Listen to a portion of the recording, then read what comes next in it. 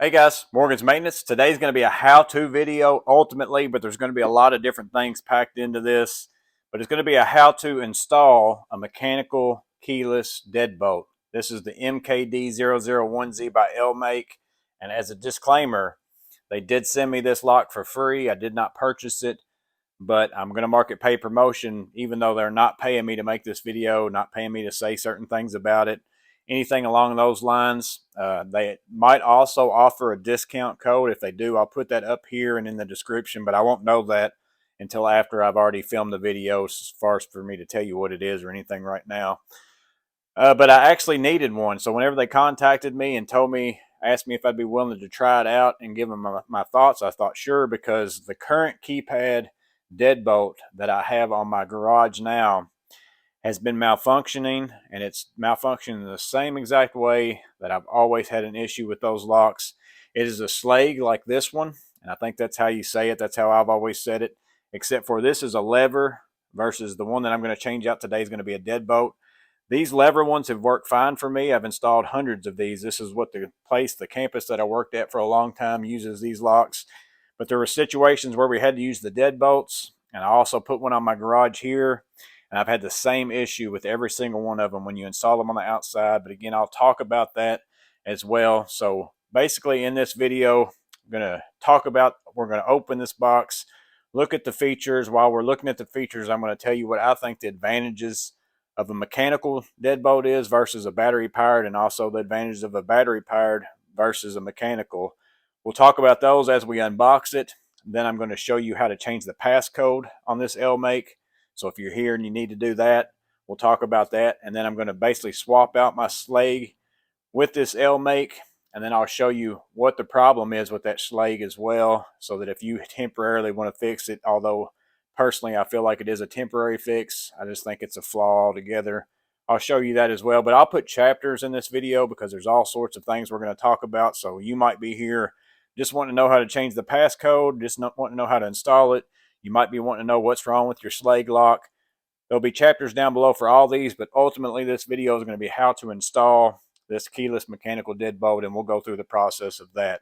Well, let's start out by opening up this box, checking out this Elemake, and talking about what I think are the advantages of a mechanical and also maybe the advantages of a battery powered, if that's something you're looking into. All right, guys, so as we open up this box, again, it came inside of that box. I went ahead and took that out prior to starting so you didn't have to watch me open a box and open another box.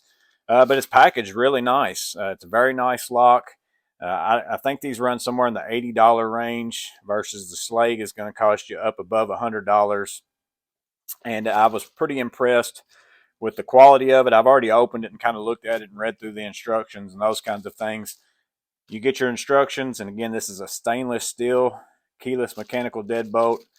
The only thing I'll show you the only thing really in here that you're going to need is for changing the passcode. And again, I'm going to show you that in action, show you how to do that. But maybe if you're going to install your lock on a new door and you need to bore the holes, it comes with a template guide. We're not going to be doing that today because I already have an existing lock on the door. We're just going to be doing a change out. So again, we won't be going through any of this, but I'll show you the key things that you need to see out of that. Now, inside the box, surprisingly enough, they give you 3 keys for a keyless lock. Most of the keyless locks that I get nowadays only have 1 key with them, so that's pretty nice. They go ahead and give you 3.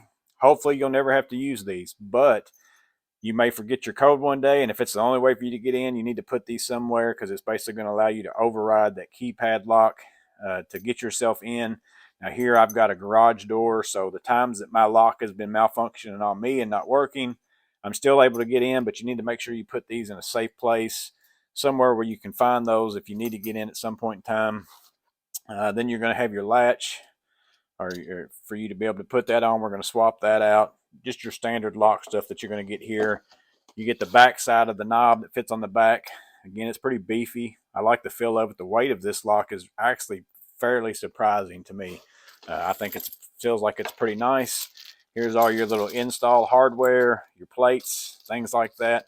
So we'll talk about those because there's some tumblers in here and a pair of tweezers. That's important for you to use to change your lock or to change your passcode. And then here's the lock itself. And again, you can see that it's a deadbolt. So I don't have, even though it does kind of have a knob, but they sell different versions of this lock. You can get one that's like a lever lock, like what I have here in this same brand. And again, so you can get it in a mechanical version and all kinds of things. They've got lots of different options on their website and also Amazon as well. But it's what it is. It's got a nice weight to it. Fairly simple. It looks like it's going to be a simple lock to install. You're basically going to need, you can choose your poison, either a drill of some kind with a Phillips bit or a Phillips screwdriver. Me personally, I always like to install things like this with a screwdriver. You get this impact, you get a thread off and you go to town on it, you know, you're in trouble at that point. So basically, here's how this lock operates. You have open this way and lock this way. So if I ever put in a code, like the factory code is 125690, you have 1 through 9 and an A and a B. It starts out with 6 numbers. You can either choose 4 or 6, but I have to, if I put in 125690, which is the code, you can see it unlocks and turns. But it's still unlocked at this point until you come back and do that. So 125690, it's unlocked, still unlocked.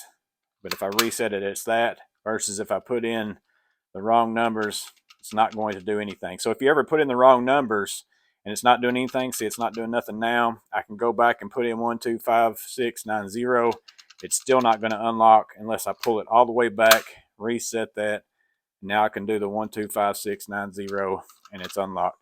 So that's how it works. Again, you can choose between a 4-digit combination and a 6-digit combination. So let me talk about the disadvantages of this mechanical lock versus that of the battery powered lock that I can tell from right now. One is, for code choice, I can only pick this number once. So I can't make my, say I want to do a 4-digit code and I want it to be 1111. You know, I can't do that because it has to be actually 4 different numbers. So basically, in your 4 or 6-digit code, you can't reuse the same number twice or the same letter if you use A or B. So I can't make it 1231, or I can't make it 1242 because I'd be using 2 twice or 1 twice. So it has to be 4 different things here basically, or 6, whichever way you want to do it. So that's a disadvantage because maybe you've got a code that you like to use that has the same number twice. All the battery powered ones that I've used that have like this kind of a keypad, they basically allow you to pick whatever code that you want to pick. So that's an advantage to that. And then another disadvantage is actually changing the code because it's a little more not intuitive. It's a little more time consuming than that of the battery powered one, because the battery powered one, there's basically a code that you punch in up here from the keypad. You don't have to take the lock back apart. You can add the code. Now, this is certain ones. There's certain ones where you still have to take the lock apart, but this one in particular, if I have a code in there that's, you know, 1111, but I give it to somebody and then I want to change it, I don't have to take the lock apart to change the code. I can just do it right here from the keypad and change things. This mechanical lock, the only option is you have to take the lock apart because you have to take this keypad out and change the tumblers around by getting to this screw right here. So you have to take it apart to do that. So that's the 2 disadvantages that I see. One is that you don't get to pick really the exact code that you might want to pick. And then the second thing is changing that code is a little bit more time consuming. Now, the obvious advantage is these take batteries. Those batteries are going to die. They may, if it's at a door that you don't use very often, you know, it's liable to die on you, and then you're going to go to use it. And if you didn't store your keys somewhere that was, you know, easily accessible, you know, you're going to have a hard time getting in because it's going to die. Now, it gives you warning signs before that happens, but still, that's still a disadvantage. With this being on my garage, I don't use it extraordinary amount of times because I come in through my garage door a lot. So I like the fact that it's mechanical, no battery. So basically, once I set my code, if I don't give it to anybody else, that's all the maintenance that there is to it. I don't have to change batteries. I don't have to do those things. So that's the big advantage to me of a mechanical versus the battery. But again, the capability of changing your codes easily and making them what you want is the disadvantage. But let me show you how to change the code on this Elemake. So it's pretty straightforward. You basically have to remove this one screw.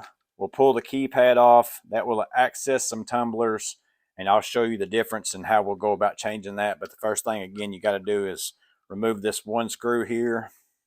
So it's really not hard to change this, But again, it's just the difference of the battery powered. I wouldn't have to do any of this. And you need to do this before, obviously, before you install the lock. You've got to set whatever the code is that you want to set, because if not, you're just going to have to take it back apart in order to do that, because you have to access it from the inside. So once you remove this one screw, you can lift this keypad out and you'll see these tumblers here. Now, I don't know how well the camera will pick up colors, but I have 6 gold and 6 silver. The gold ones are basically going to be the buttons that you're going to push to unlock the door, and then the silver ones are going to be the ones that aren't going to unlock the door. So if any time you press the silver one in before you try to unlock it, it's not going to unlock. So that actually means that you're more secure to go with a 4-digit code than with the 6-digit code, because the odds of me pushing a silver one is actually greater with the more silver ones that I have in here than less gold ones. I hope that makes sense. So basically you have to press in all the gold ones without pressing the silver one, and it will unlock. If you press the silver one during any time, it's going to say, well, this person didn't put in the right code, so I'm not going to unlock myself. So that means, again, 4 is actually better. But for the instance of this, since I already have them out, they give you 2 more silver tumblers inside here. And then also you get a pair of tweezers. Those tweezers are used to pull out these tumblers. So if I wanted to change the code over to a 4-digit, I would change out 2 golds with these 2 silvers. But as I mentioned before, the code right now is 125690. They're all silver, or all gold, and I want to go to silver, so I'm going to take out 9 and 0, or 1 and 2. Just pull out the 2 golds, and then I'm going to take out 3 and 4, 2 silvers, and then I'm going to replace those and swap sides. So I'm going to make 3 and 4 gold now, and then I'm going to make 1 and 2 silver. So again, it's fairly simple. It's just, again, a little more time consuming than that of the battery powered. But like I said, I'm the only one that's ever going to access this, so I'm only going to have to do this once. If it was something where I was going to have to change a code, if I was going to put this on the door or I had to change the code very often, I believe I'd go with the battery powered. So again, now the code should be 569034, or any of those. The code really doesn't matter. You basically have to push in all the golds. So if I press that in, I try to unlock it, it's not unlocked. I'm going to pull it all the way back to reset it. So now it should be, if I do 125690, that was the original code, it's not unlocking. So I'm going to reset it again. Now I'm going to do 345690, and it's unlocking.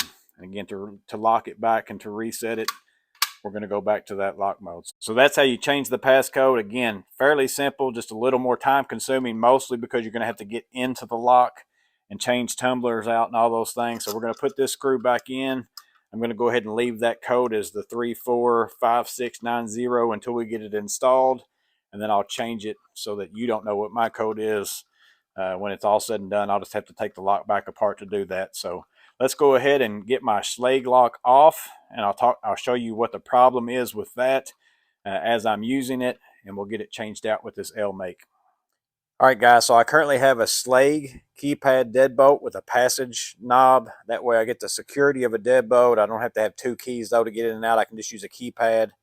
But there is one problem with the Schlage deadbolt keypad like this. Now, if you've got the regular lock with the handle, I've installed hundreds of those, no issues. These are the ones that we used on the property that I worked at for a real long time. And on interior doors, I have no issues with these deadbolts. But if you put one of these particular locks outside in the elements where there's water and the temperature changes, you're going to end up having this issue right here, where you put in your code and it doesn't engage, and it doesn't do anything, and it won't unlock or lock whichever position that you have it in. If I go back here and I unlock it and then I try it again, I'm basically not going to be able to lock it either. It ends up spinning, and what there is there's an internal spring inside of this that's metal, and once it gets, the moisture changes or the temperature changes outside drastically, that thing expands and contracts over time. Now you can go inside of this and stretch that spring back out and it will work for a little bit longer. But in my experience, it just still is it's a common problem that's going to recur over and over again. So for an outside lock, I cannot recommend this deadbolt right here. I definitely tell people all the time not to get this one. And at the end of this video, in case you're here and you have this lock and you're having this problem, I'll take this apart. I'll put a chapter in and I'll show you the spring and what you can do to fix it as well. But let's go ahead and get this lock changed out to the Elemake. So we'll start by removing these 2 screws on the back. It's going to be typical no matter what lock that you're removing. It's going to have the screws on the inside, even if you're changing out your lever. If the screws aren't on the inside, that means somebody installed it incorrectly, because somebody could obviously, if it was on the outside, just take your lock apart with the screwdriver and it wouldn't do a lot of good. So we're going to get these off first.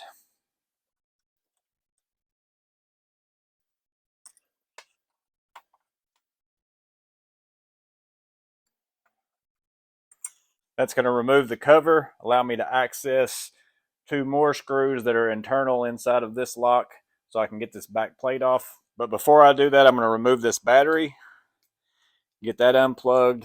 I'm going to disconnect this as well, because that has to be pulled back through the front on this particular lock.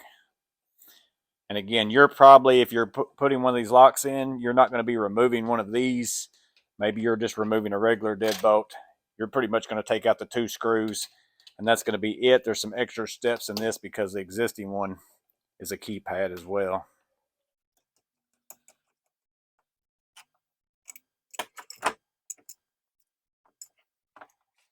Now we're going to move around to the front, pull out the outside part of the lock as well. And then we're going to remove the latch out.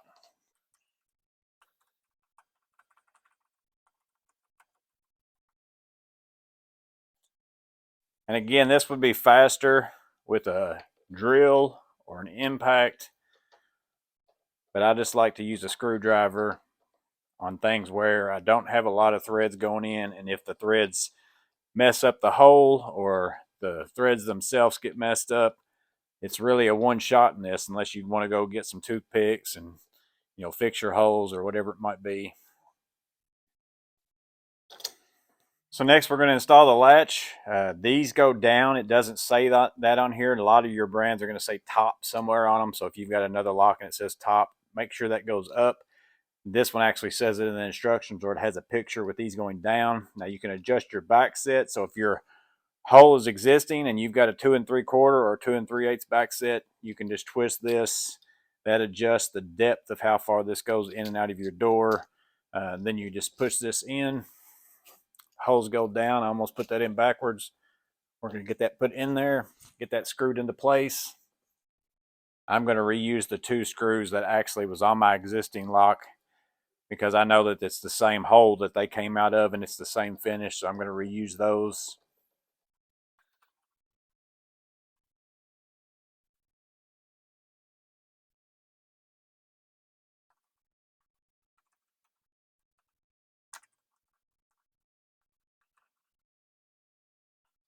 So next we're going to take the lock and take these and guide them through that latch and those 3 holes that we put down a minute ago. Get that lined up, push it in. That's going to hold in place well enough for us to put this back plate on. You want those nuts sticking out towards us. You're going to basically put these 2 longer screws through these holes, and it ties into some threads in here and sandwiches that face with this on the door to hold it all in place.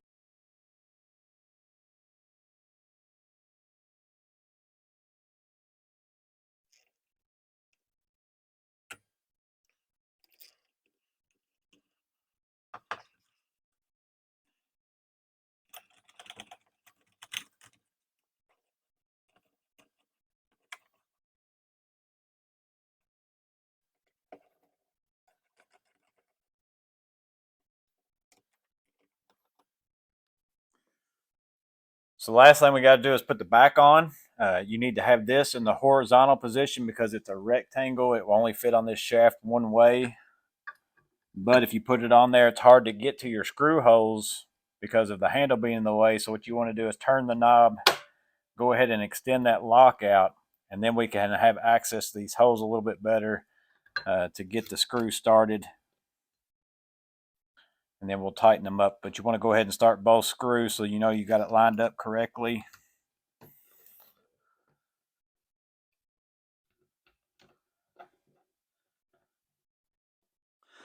So the last thing you got to do if you want to is change out this plate here. I'm not going to do that. There's no sense in me doing that. This one's the same finish. It's stainless steel.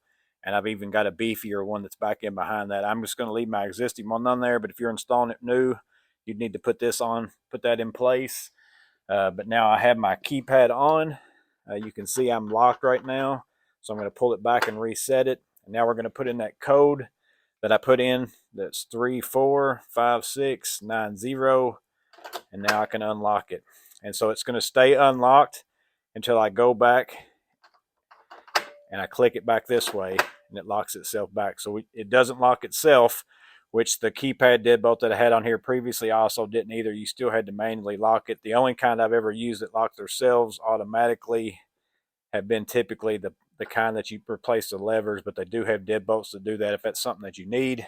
But again, if I put in the wrong code, 123406, it's not going to unlock.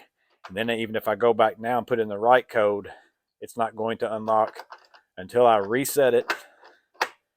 And then now I go back and put in 345690 and it unlocks. So we can try it here. I'm going to lock it. Got it locked up. 345690 and it's unlocked. So pretty simple, guys. Not a hard fix. I think I'm going to like this lock, not having to worry about the battery being dead, and definitely because it actually works and my last lock didn't. But let me go ahead now and show you. I'll open up that Schlage Lock and I'll show you the problem that's with that, so that if you're here and you have that lock and you're looking to see if maybe you can fix it, I can show you that. But if you were just here to watch this, how to install this, appreciate you watching. Hope it was useful. Now let's open up that Schlage. So to open up the Schlage, if that's what you've been having an issue with, you're going to need a Torx of 15 to open these up. You can see you got several screws here to get this back cover off. We'll get those out first.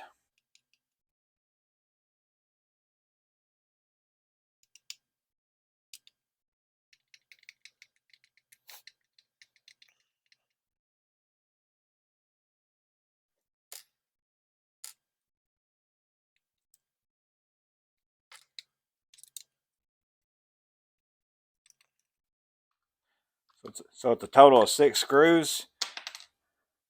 If you open this up, what we're looking for now is behind this. You can see I got 2 more Torx right here that I've got to take out. Those are a T10, so a Torx 10.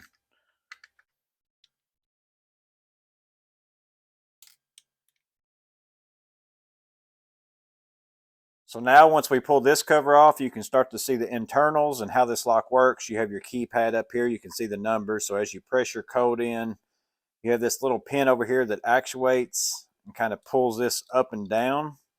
What it does is it moves this in and out, this little pin here, and that's what engages with your handle and causes it to catch and then turn, which makes it lock in and out, which is what was not happening on my lock as I showed previously. So basically you have to figure out what's the problem. Why is this not pulling that pin up?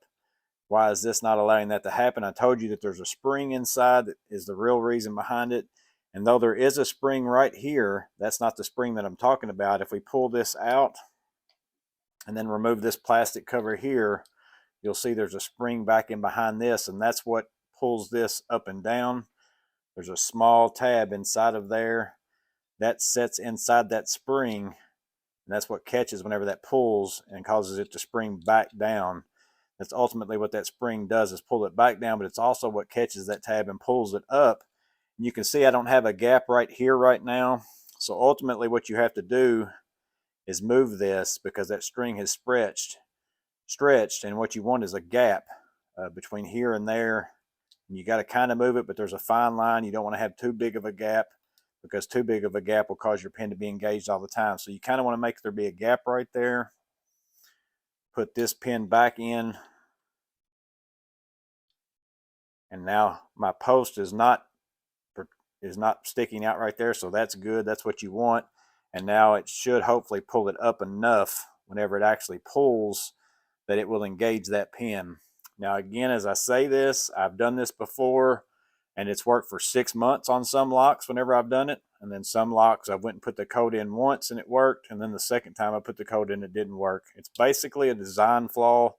That's how you go about reworking it, and you got to put it back together and test it, and that's a lot of work, you know, to do it, and it might not even work. I personally wouldn't even mess with this, but I'm just showing it to you in case you were curious of what's going on with it.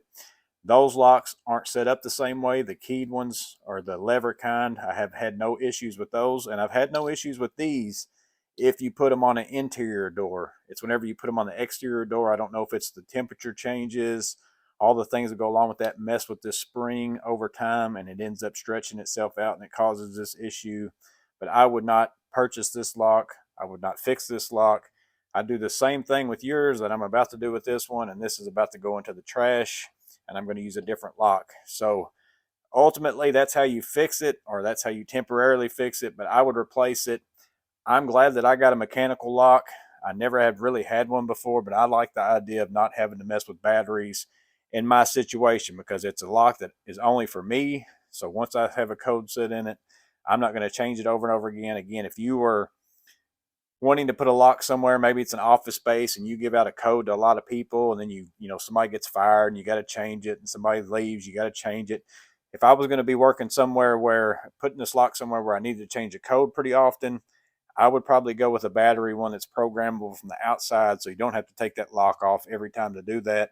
Other than that, if it's a set it once and forget it thing, I think a mechanical might be the way to go. But you guys let me know in the comments below what you thought about the Elemake. Again, I want to thank Elemake for sending me this lock. I think that the build quality on it is great. I've installed a lot of locks, and the weight of it and everything, it feels like it's very substantial. It's my first time with a mechanical lock like this. I've been doing battery ones for a long time. I can see the advantages of it, but if you're here and you are interested in this lock, and maybe it's months after I shot this video, I can't speak to the durability of it because I just installed it as I made this video. But as I say with my tool reviews, and I'll say the same thing with this lock, if you're here and you're watching this and you're curious about it, if I ever have a problem with the tool or this lock, I'll pin a comment as the top comment and say what that issue is so that you can make the best decision and decide what you want to purchase. But I think for the price, it seems like it's a pretty decent build quality. Maybe you were here and I helped you make a decision, whether you wanted mechanical or battery. Maybe you bought this lock and you just wanted to see someone install it, and more, the biggest thing would be probably if you want to know how to change the code in it. That's probably one of the things that was a little bit more tedious. Maybe I helped you with that, or maybe you're here just curious what was wrong with my Schlage Lock, because it's a common issue, so I'm sure other people have had it besides me. Let me know in the comments below if you've had one of these deadbolts and you've had that same issue. I can't imagine that there's other people that hadn't had that issue, because to me I've had it on at least dozens of these locks. So hope it was helpful in some way, whether it was for any of those things. But ultimately, when it's all said and done, I hope that you guys stay safe. Have a blessed day, and I'll see you on the next video.